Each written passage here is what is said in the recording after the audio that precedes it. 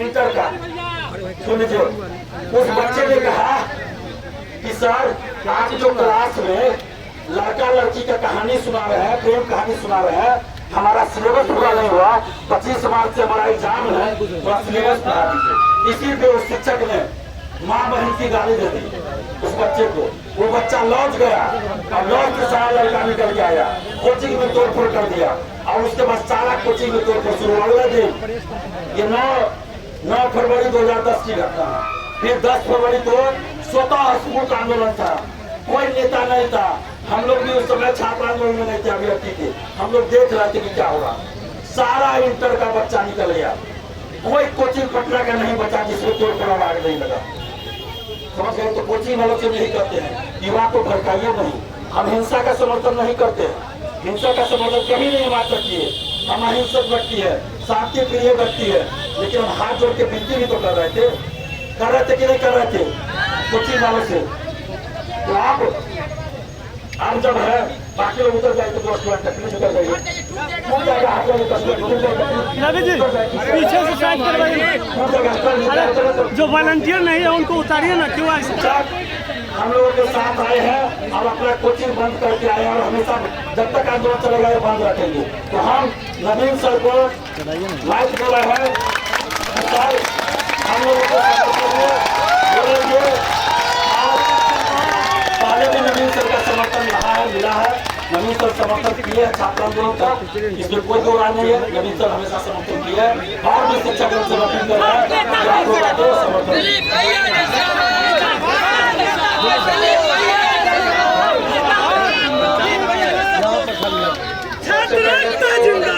करना चाहेंगे। और उसके बाद सबसे पहले छात्र एकता जिंदाबाद, क्योंकि आपको मालूम है कि, और उसके बाद दिलीप जी को धन्यवाद। और ये पहली बार नहीं है, आप देख रहे हैं कि पिछले 2.5 साल से कई बार फिजिकल प्रोटेस्ट हुआ, डिजिटल प्रोटेस्ट हुआ और जितना संभव हुआ लगातार दिलीप जी के नेतृत्व में आंदोलन चलता रहा। और जहां तक कोचिंग का सवाल है, दूसरे का तो हम गारंटी नहीं लेते हैं, बहुत बच्चों को भी पता होगा। जब भी छात्र हित की बारी आती है हमेशा आपके साथ हम खड़े रहते हैं और रहने का प्रयास भी करते हैं, क्योंकि ये बात सारे टीचर को आत्मसात होना चाहिए कि स्टूडेंट ही एक माध्यम है जिसके वजह से आपकी पहचान है। इस चीज को कभी भूलनी नहीं चाहिए तमाम शिक्षकों। और अगर उसी को आप इग्नोर करेंगे तब तो उस चीज का कोई महत्व ही नहीं है।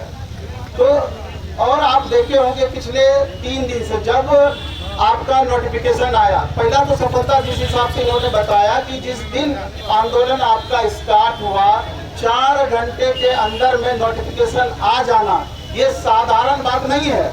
और ये इस चीज को दिखाता है कि सरकार कितनी बेवकूफ पर आ चुकी है। लेकिन दिक्कत ये है, लेकिन परेशानी ये है, दुर्भाग्य ये है कि 15 लाख प्लस आप लोगों की संख्या है। और अगर इस बार के एस्टेट को भी मिला दिया जाएगा तो ये 18-20 लाख से कम नहीं होगा। लेकिन दिक्कत वाली बात यह है कि पटना में भी लाखों लाख छात्र हैं जो टीचर एग्जाम की तैयारी करते हैं। और जब इस तरह की आवाज उठाने की बात आती है तो 5000 की संख्या यहाँ पर एकत्र नहीं हो पाती है, ये अपने आप में दुर्भाग्य है।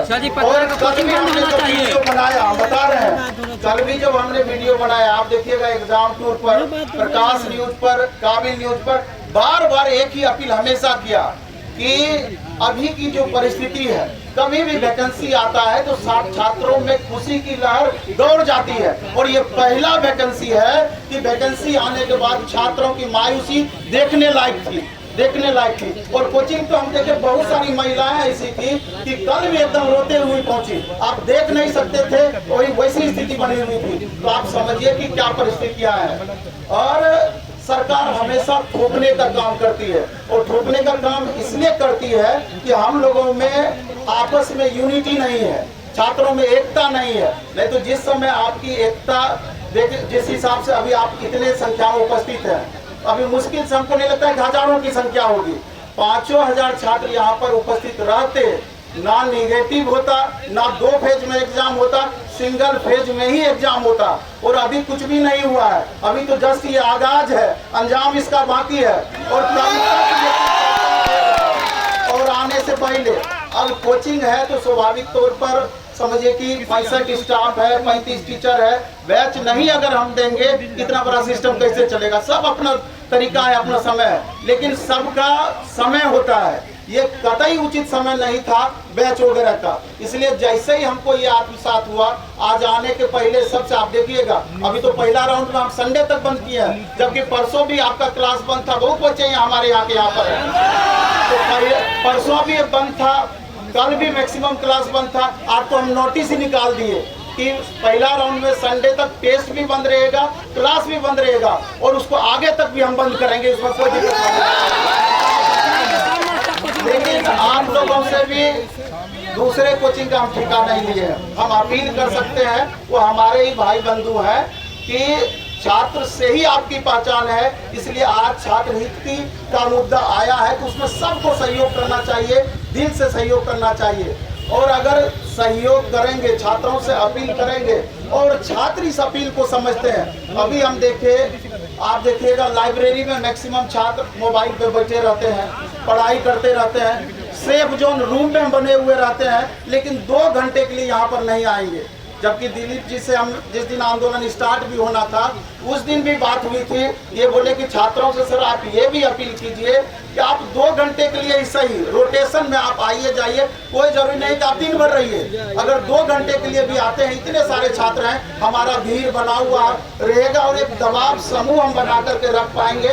और सरकार के पास हमारा ये मैसेज लगातार जाते रहेगा कि किसी भी सूरत में हम इस नोटिफिकेशन से खुश नहीं है। कैसे नोटिफिकेशन से खुश होंगे?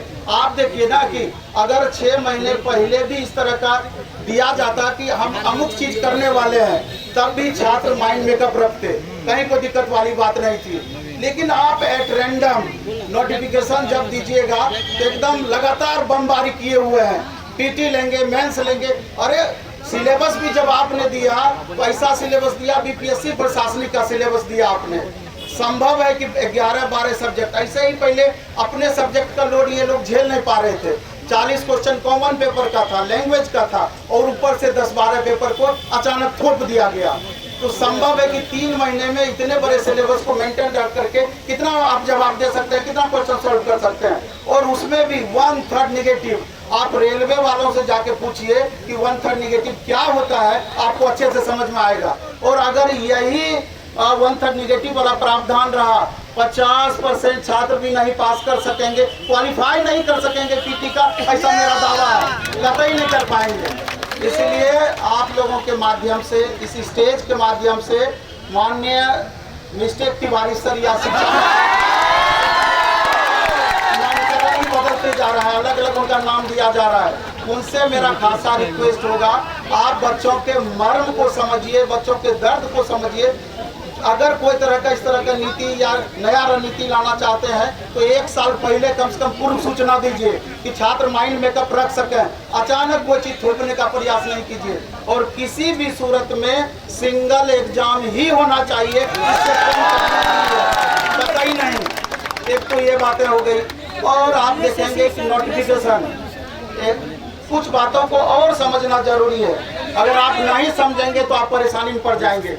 अब मुद्दा तो कई सारा है, अभी तो बिहार एसएससी पर हम बात करेंगे, क्योंकि बिहार एसएससी का मुद्दा है, लाइब्रेरियन का मुद्दा है, बिहार दरोगा का मुद्दा है। मुद्दों की कमी नहीं।